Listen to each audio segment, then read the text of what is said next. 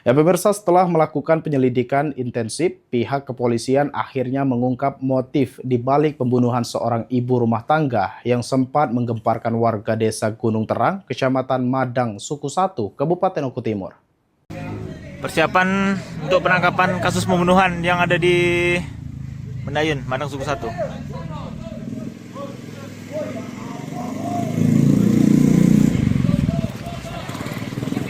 Turun, turun! Turun! Turun, turun, turun, turun! Oh, ya. Ah, kau nyano kumbang bay. Bergal. Oh, kau. Itu belakang. Oh, alhamdulillah. Tersangka diketahui berinisial DE, seorang petani warga desa Gunung Terang, Kecamatan Madang, Suku 1, Kabupaten Oku Timur. Dalam pelariannya, pelaku ditangkap petugas saat dalam perjalanan menuju Kabupaten Oku Selatan. Penangkapan ini merupakan hasil pengembangan dari olah tempat kejadian perkara serta keterangan sejumlah saksi.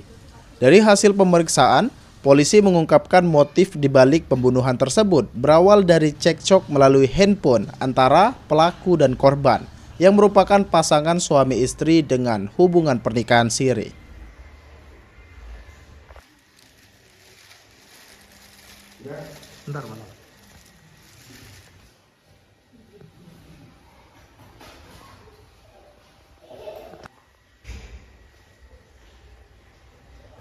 Perselisihan antara tersangka DE dan korban tersebut berlanjut dengan aksi perkelahian hingga korban harus meregang nyawa di tangan tersangka.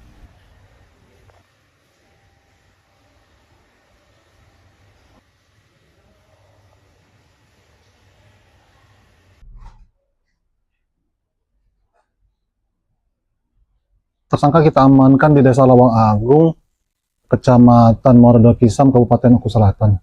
Jadi motif dari pembunuhan tersebut setelah kami lakukan penyelidikan dan penyidikan kemudian diungkap. Adapun sebelumnya yang bersangkutan antara tersangka dan istri terjadi cekcok di handphone yang kemudian dilanjutkan ditemuin oleh tersangka keberadaan istrinya. Dari situ terjadilah perselisihan dan perkelahian yang menyebabkan tersangka akhirnya membunuh dari korban tersebut. Pasal yang disangkakan terhadap pelaku pembunuhan ini itu pasal berapa? Adapun pasal yang kita sangkakan terhadap pelaku pembunuhan ini yaitu pasal 458 KUH pidana dan atau pasal 466 ayat 3 KUH pidana, yang mana pembunuhan dan atau penganiayaan yang mengakibatkan meninggal dunia. Ancaman hukumannya sendiri? Ancaman maksimal 15 tahun penjara. Saat ini pelaku telah diamankan di Mapolres Oku Timur untuk menjalani proses hukum lebih lanjut. Francisco Arikarwana, PAL TV.